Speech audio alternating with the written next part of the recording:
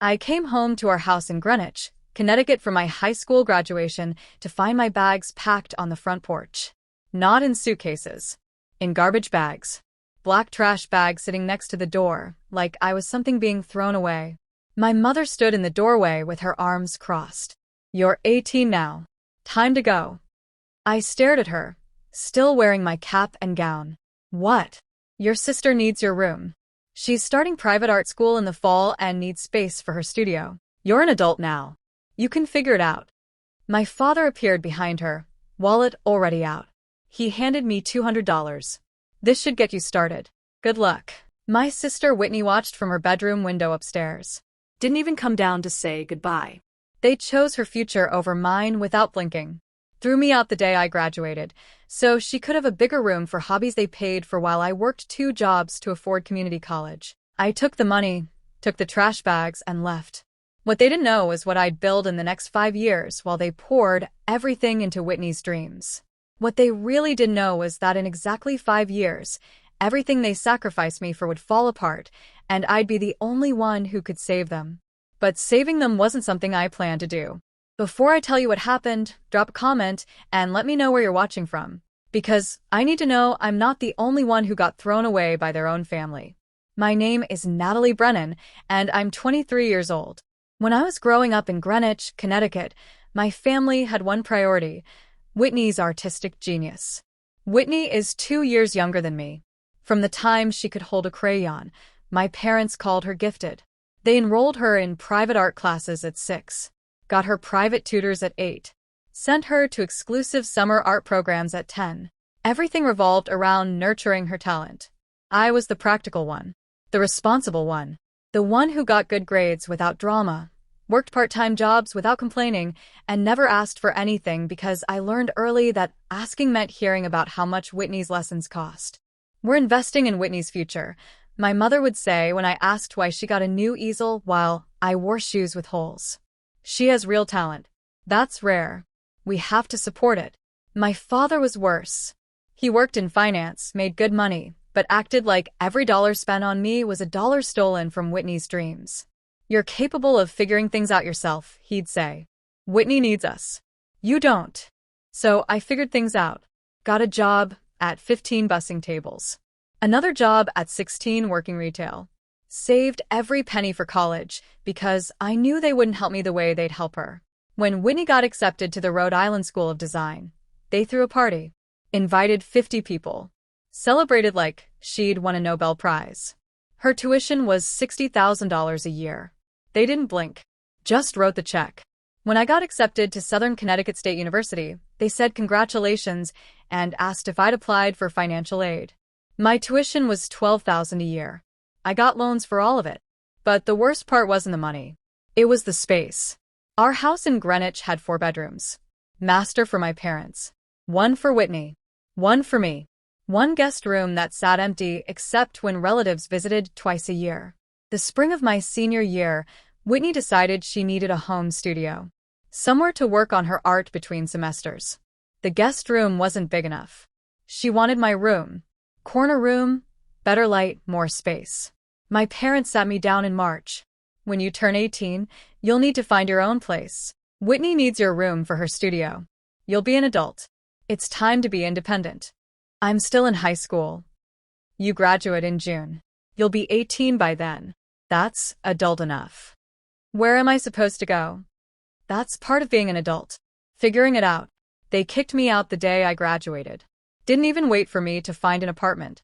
Just packed my things in garbage bags and told me good luck. I was 18 years old with $200, no apartment, and a family that chose my sister's art studio over their own daughter. That was 5 years ago. And everything that happened after started with that moment. I spent the first night after graduation in my car. A 2008 Honda Civic I'd bought for $1,500 from a coworker. I parked in a Walmart parking lot in Stamford and cried until I couldn't cry anymore. Then I made a plan. The $200 my father gave me wouldn't cover a security deposit anywhere in Connecticut. But I had $700 in savings from my jobs. That gave me $900 total. I called every cheap apartment listing I could find. Found a room for rent in Bridgeport. $400 a month including utilities. Shared house with 3 other people. Sketchy neighborhood. But it was shelter. I moved in the next day. 1 room, shared bathroom, no kitchen access except a mini fridge I bought used for $50. I was down to $4.50. I kept both my jobs. Retail at a clothing store, 30 hours a week. Waitressing at a diner, 25 hours a week. 55 hours of work while taking 15 credits at Southern Connecticut State. My first semester was hell. I'd wake up at 5 a.m., go to classes until noon, work retail until 6, work the dinner shift at the diner until 11, study until 1 a.m., sleep 4 hours, repeat. I was exhausted constantly. Lived on ramen and whatever food I could take home from the diner. Lost 15 pounds in 3 months because I couldn't afford to eat properly. My parents never called, never checked if I was alive, never asked where I was living or how I was surviving. Whitney posted on social media about her amazing home studio. Photos of her canvases, her supplies, the corner room with perfect natural light. My room. The one she'd gotten by getting me thrown out. I blocked her. Blocked my parents too. Couldn't watch them celebrate her life while I was drowning. But I survived. Barely. Every day felt impossible, but I kept going. Second semester, I found a better job. Administrative assistant at a law firm. $15 an hour instead of minimum wage. 35 hours a week. I could drop the retail job. Suddenly, I had time to sleep. By sophomore year, I'd moved to a better apartment. Still cheap, still in Bridgeport, but my own place. Studio apartment for $600 a month. I could afford it with the law firm job and weekend shifts at the diner. I took out more loans every semester. Graduated with $42,000 in debt. But I graduated. 3 years after they'd kicked me out, I had my bachelor's degree in business administration. The law firm offered me full-time, $22 an hour. Benefits, 40 hours a week. I could finally breathe. I paid my bills, paid down debt, saved money, built the life. My family never knew because they never asked. They'd thrown me away and forgotten about me. Until 5 years after graduation day, when everything they'd built for Whitney collapsed, and suddenly they remembered I existed. 5 years to the day after my high school graduation, my phone rang with a number I'd deleted but still recognized. My mother. I almost didn't answer. My thumb hovered over the decline button. Then curiosity won. Hello. Natalie. Her voice cracked. Thank God. We need to talk to you. About what? Your sister is in trouble. We're in trouble. We need help. What kind of trouble? Can you come to the house? Please. This isn't something I can explain over the phone. I don't think so. Natalie, please. We're desperate. Just hear us out. 1 hour. That's all I'm asking. Something in her voice sounded broken. 5 years of silence, and now she was begging. Fine. 1 hour. Tomorrow at noon. I hung up before she could say anything else. The next day, I drove to Greenwich for the first time in 5 years. The house looked the same. Perfect landscaping. Fresh paint. The kind of home that screamed money. I parked in the driveway and sat there for 5 minutes, gathering courage. Then I walked to the door I'd been thrown out of with garbage bags. My mother answered before I could knock. She looked older, tired, thinner. Thank you for coming. She stepped aside to let me in. The house looked different inside. Furniture was older. Paint was faded. Small things that said money was tighter than it used to be. My father sat in the living room. He'd aged too. Gray hair, deep lines around his eyes. Natalie. He stood but didn't approach me. Thank you for coming. You said 1 hour. Start talking. My mother sat down heavily. Whitney dropped out of RISD after her sophomore year. Said art school was stifling her creativity. She wanted to be a working artist instead. Okay. We supported her decision. Helped her rent a studio in New York. Paid her living expenses while she built her portfolio. That was 3 years ago. How much have you spent? About $200,000. I almost laughed. $200,000 on her failed art career. It's not failed, my father said defensively. She's talented. She just hasn't found her audience yet. She's 21 years old, and you've spent $200,000 so she can paint in New York. That's the definition of failed. My mother closed her eyes. We refinanced the house to support her. Took out a home equity loan. We thought she'd start selling pieces, start making money. But nothing sold. The gallery shows didn't lead anywhere. And now we can't make the payments. Can't make the payments on the house? We're 3 months behind. The bank is threatening foreclosure. We've borrowed from retirement accounts. Maxed out credit cards. We're out of options. And you called me because? Because you work in finance. You understand these things. You always figured things out. We thought maybe you could help us. 5 years. 5 years of silence. And they called because they needed something. Where's Whitney? Still in New York. In her studio. The studio you're paying for while losing your house. She's pursuing her dreams, my father said. And you're about to lose everything for those dreams. The same way you kicked me out for those dreams. We did what we thought was right, my mother said. You did what was easy. Whitney wanted my room, so you threw me out. Whitney wanted art school, you paid for it.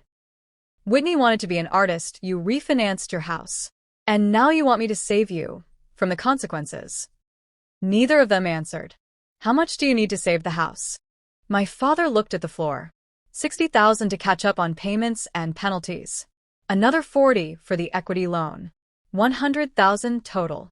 $100,000. The amount they'd never spent on me in my entire life. And if I help you, what happens to Whitney? What do you mean? Does she keep her New York studio? Does she keep chasing her dreams on your dime while you can't afford your mortgage? She needs time to establish herself. No. I cut my father off. She needs to get a job. Like I did when you threw me out at 18. Like normal people do when they can't afford their lifestyle. That's not fair to her, my mother said. And there it was. After everything. After 5 years. After losing their house. Whitney still got protected. I have $120,000 in savings, I said. Both their heads snapped up. I've been working since I was 15. Saved everything. Lived cheap. Invested smart. I have exactly enough to save your house. Natalie, thank you. I'm not finished. I'll give you the money under one condition. Anything, my mother said. Whitney moves back home. Gets a job. Pay rent. Starts taking care of herself the way I had to at 18. And if you refuse that condition, I walk away and you lose everything. The room went dead silent. My father stood up, face red. You can't ask us to destroy Whitney's dreams. I'm asking her to be an adult. The thing you demanded for me at 18. That was different. You were always independent. I was independent because you forced me to be. You threw me out with $200 and garbage bags. You want to talk about fair? Let's talk about fair. My mother reached for my hand. I pulled away. Natalie, please. Whitney is sensitive. She needs support. And I didn't? When I was 18 and homeless, I didn't need support. You survived. You're fine now. I survived despite you. I worked 55 hours a week while going to school full-time. I lived in a room in a sketchy neighborhood and ate ramen for a year. I took out $42,000 in student loans you never helped with. And now you want me to bail you out while protecting Whitney from the same reality you threw me into. We made mistakes, my father said. We see that now. But Whitney has real talent. No. Whitney has a hobby you funded until you went broke. Talent requires work. Discipline. Sacrifice. She's had none of those because you gave her everything. So your condition is we destroy her dreams or lose our home? My condition is Whitney takes responsibility for herself. Get a job, any job. Pay her own bills. Live like an adult. If her art is that important, she'll make time for it while supporting herself. Like millions of artists do. My mother was crying now. She'll be devastated. I was devastated when you threw me out on graduation day. I survived. She will too. What if she refuses to come home? Then she supports herself in New York without your money. You cut her off either way if you want to save your house. You're asking us to abandon our daughter. I almost screamed. I'm asking you to do exactly what you did to me. The only difference is she's 21 and I was 18. She's had 3 years of you funding her life. I got $200 and trash bags. The room went quiet again. My parents looked at each other. Some silent conversation happening between them. Finally, my father spoke. If we agree to your terms, when would we get the money? After Whitney moves home and gets a job. After she proves she's actually trying. Not before. The foreclosure won't happen for at least 60 days. That's how the process works. Whitney has 60 days to move back, find a job, and show me she's capable of being responsible. Then I'll pay her debts. And if she refuses? Then you lose the house. And honestly, maybe that's what should happen. Maybe you need to face the consequences of your choices the same way you made me face mine. My mother sobbed into her hands. My father looked 10 years older than when I'd walked in. I need an answer, I said. Do you agree to my terms or not? Can we talk to Whitney first? My mother asked. You can. But my terms don't change. Either she comes home and grows up, or I walk away. We'll talk to her tonight, my father said quietly. Good. You have my number. Let me know what she decides. I stood to leave. My mother grabbed my arm. Natalie, I'm sorry. For everything. For throwing you out. For choosing Whitney over you. For not calling in 5 years. I'm so sorry. Sorry doesn't erase 5 years. Sorry doesn't give me back what you took. Sorry is just a word people say when they finally need something. I pulled away and walked out of that house for the second time. Once with garbage bags and nowhere to go. This time with power and a choice to make. They called 3 days later. Whitney had agreed to come home. Whitney moved back to Greenwich 2 weeks later. I drove there the day she arrived to see for myself. She was waiting in the living room when I got there. Still looked like the baby sister I remembered. Dark hair, artistic clothes, that look of someone who'd never faced real consequences. Natalie. She didn't stand up. Mom said you're the one making me do this. I'm not making you do anything. You're choosing this over homelessness. That's basically the same thing. No. Homelessness is what happened to me at 18. This is you being asked to be an adult at 21. I had a life in New York. You had a hobby mom and dad paid for. That's not a life. That's being a dependent with a nice apartment. My art is important. Then make it work while supporting yourself. Get a job. Pay bills. Paint on weekends. That's what working artists do. You don't understand.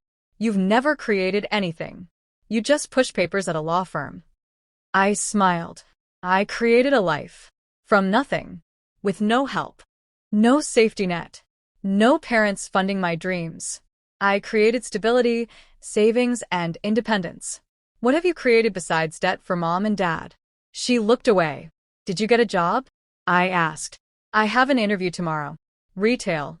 At a gallery in Stamford. Good start. It's humiliating. No. Humiliating is being thrown out with your stuff in trash bags. This is just uncomfortable.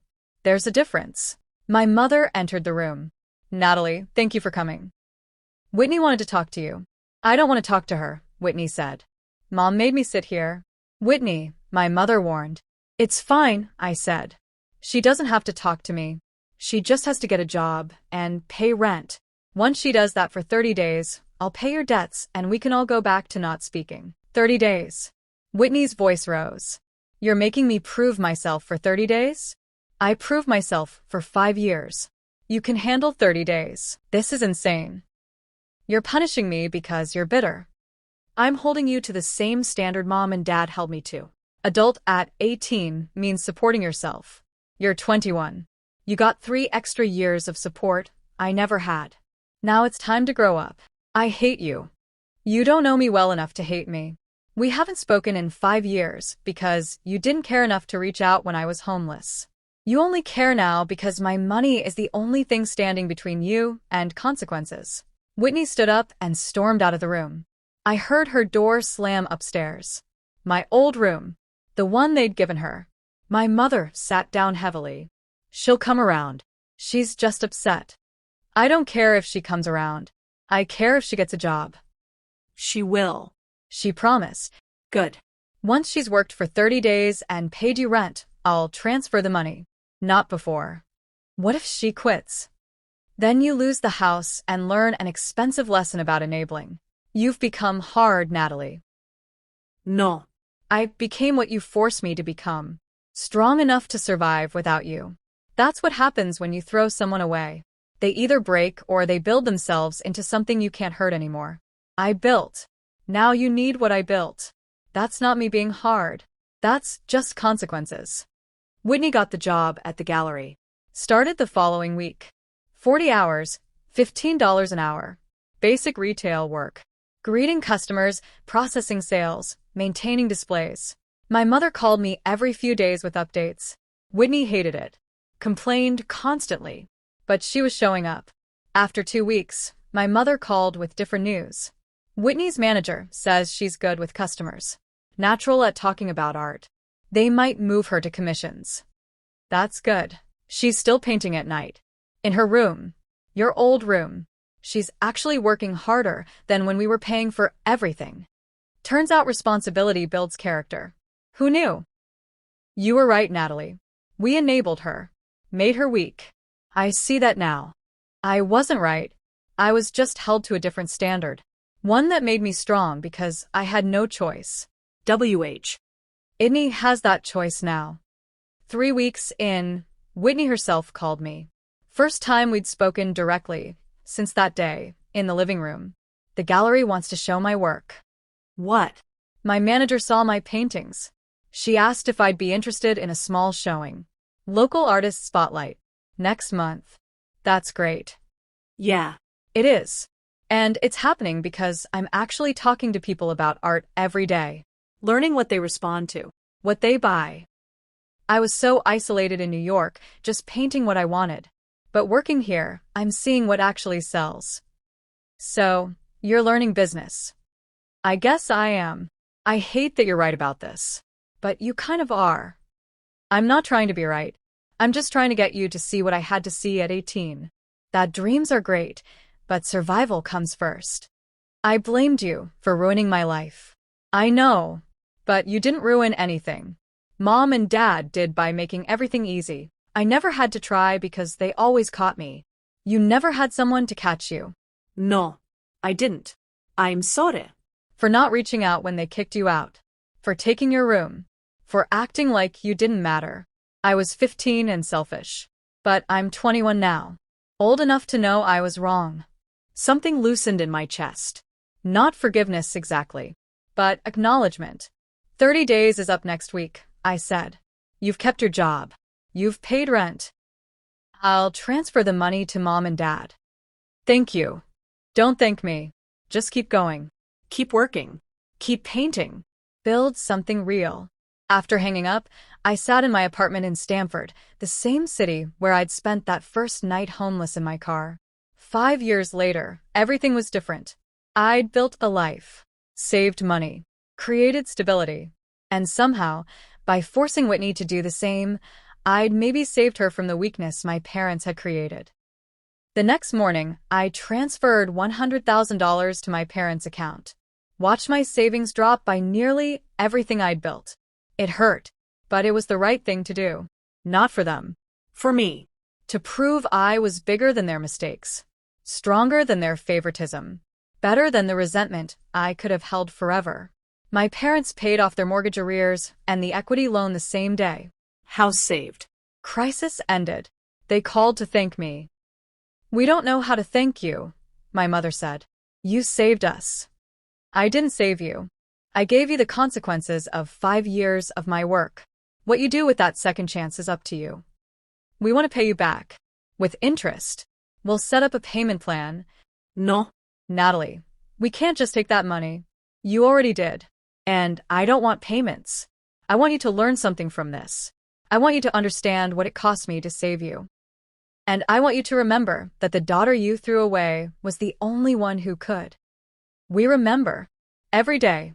We were terrible parents to you. You were scared parents. Scared that Whitney's talent would disappear if you didn't nurture it. Scared that I didn't need you. So you made choices. Bad choices. Choices that hurt me and weakened her. Now you have to live with knowing that. Can we rebuild a relationship with you? My father asked. Can we try to be a family again? I don't know. Maybe. But not yet. I need time to figure out if I even want that. We understand. Do you? Because for 5 years you didn't call once. Didn't check if I was alive. Didn't care where I was living or how I was surviving. And the only reason you reached out was because you needed money. That's not family. That's desperation. You're right, my mother whispered. I'm going to go now. Take care of Whitney. Actually parent her this time. Teach her what you should have taught both of us. That hard work matters. That entitlement destroys. That talent without discipline is just potential wasted. I hung up before they could respond. 3 months later, Whitney's gallery showing happened. She texted me the date. Said I was welcome to come if I wanted. I went. Stood in the back of a small gallery in Stamford, watching people look at her paintings. They were good. Really good. Better than I expected. 3 pieces sold that night. Small commissions, few $100s each. But her face when the first one sold was pure joy. She found me after the showing. You came. I did. Thank you. For pushing me. For making me grow up. I wouldn't have this without you forcing my hand. You would have had it eventually. You just might have been 35 instead of 21. Still. Thank you. You're welcome. We stood there awkwardly.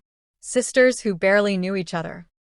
Connected by blood and history, but separated by years of different treatment. Do you think we can be sisters again? Whitney asked. Real ones? Maybe. If you keep working, keep growing, keep being someone worth knowing. I will. I promise. I wanted to believe her. Part of me did. But trust takes time to rebuild. Longer than 5 months. Longer than one gallery showing. Prove it, I said. Not with words. With actions. Show me over the next year that you've actually changed. Then we'll talk about being sisters. She nodded. Fair. I left the gallery and drove back to my apartment. Alone but okay. Changed but not broken. Bitter but working on forgiveness. 5 years ago, they threw me away. Tonight, I watched my sister succeed because I'd forced her to try. Maybe that was enough. 1 year after saving my parents' house, I got a letter in the mail. Handwritten. From Whitney. Natalie, I wanted to write instead of text because this feels important.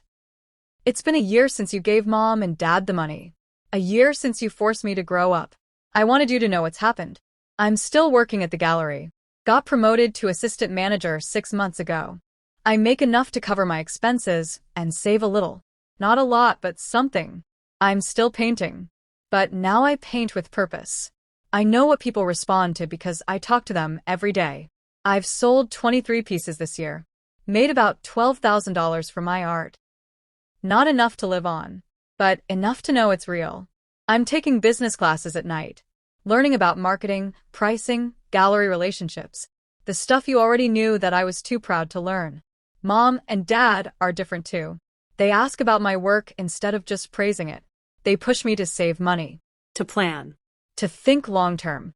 They're actually parenting me instead of just enabling me. And they talk about you all the time. About how wrong they were. About how much they wish they could go back and do it differently. I know you said you needed time before we could be real sisters. I respect that. But I wanted you to know I'm trying. Really trying. Not because you're watching. Because I finally understand what you knew at 18. That I'm only worth what I build. That dreams without work are just fantasies. That being an adult means carrying your own weight. Thank you for saving our parents' house. Thank you for forcing me to change. Thank you for being strong enough to help people who didn't deserve it. If you ever want to get coffee, I'd like that. No pressure. Just an offer. Your sister, Whitney. I read the letter 3 times. Then I did something I hadn't done in 6 years. I called her. Hello. It's Natalie. I got your letter. Oh. Good. I wasn't sure if you'd respond. Coffee sounds good. This Saturday. Really? Really? But I'm buying. With my money that I earned. Like adults do. She laughed. Real laughter. Deal. We met that Saturday at a cafe in Stamford. Talked for 2 hours. About her art, my job, our parents, the past, the future. It wasn't perfect. We weren't magically close. but it was a start. Sometimes people change when they have no choice. Sometimes being forced to grow up is the kindest thing you can do for someone. Whitney changed. My parents changed. And maybe slowly I could change too. Could let go of some of the anger. Could build something new with people who'd hurt me. Not because they deserved it. Because I deserved peace. Here's what I learned from being thrown out at 18 with garbage bags on graduation day. Sometimes the worst thing that happens to you becomes the best thing you ever did for yourself. Sometimes being abandoned forces you to build a foundation no one can shake. Sometimes the family that throws you away needs you to save them later. I spent 5 years being angry, being hurt, being abandoned. But I also spent 5 years building something real. A job. Savings. Independence. Strength. The things my parents should have taught me, but didn't. When they called desperate and broke, I could have walked away. Could have let them lose everything the way they'd let me struggle with nothing. That would have been justified. Fair, even. But I didn't. Not because they deserved help. Because I deserved to be better than their mistakes. Better than their favoritism. Better than the resentment that would have destroyed me if I'd held on to it. Saving them cost me everything I'd saved. $100,000 gone in a single transfer. 5 years of work. 5 years of sacrifice. Given to people who'd given me nothing. But it bought me something too. Peace. Proof that I was stronger than what they'd done to me. Evidence that being thrown away didn't break me. It built me. Whitney learned responsibility. My parents learned consequences. I learned that forgiveness isn't about them deserving it. It's about me deserving peace. We're not a perfect family now. We're barely a family at all. But we're trying. Slowly. Carefully. Building something new from the wreckage of what we were. And maybe that's all anyone can do. Take the pieces of broken relationships and see if they can fit together differently. See if people who hurt you can become people who respect you. See if being thrown away can become being found again. I don't know if we'll make it. If 5 years of neglect can be overcome. If real trust can be rebuilt. But I'm willing to try. Not for them. For me. Because the girl who got thrown out with garbage bags deserves a family who values her. And if they can't be that family yet, at least I know I have the strength to survive without them. But maybe, just maybe, I won't have to. If you've ever been kicked out by your family, if you've been sacrificed for a sibling's dreams, if you've had to save the people who abandoned you, drop a comment. Share where you're watching from. Hit that like button and subscribe for more real stories about families who abandon, people who survive, and the complicated path to forgiveness that doesn't erase the past but maybe builds a different future. Remember, being thrown away doesn't define you. How you build yourself after being discarded does. And sometimes the strongest thing you can do is help people who didn't help you. Not because they deserve it. Because you deserve to be free from anger. And freedom is worth more than revenge.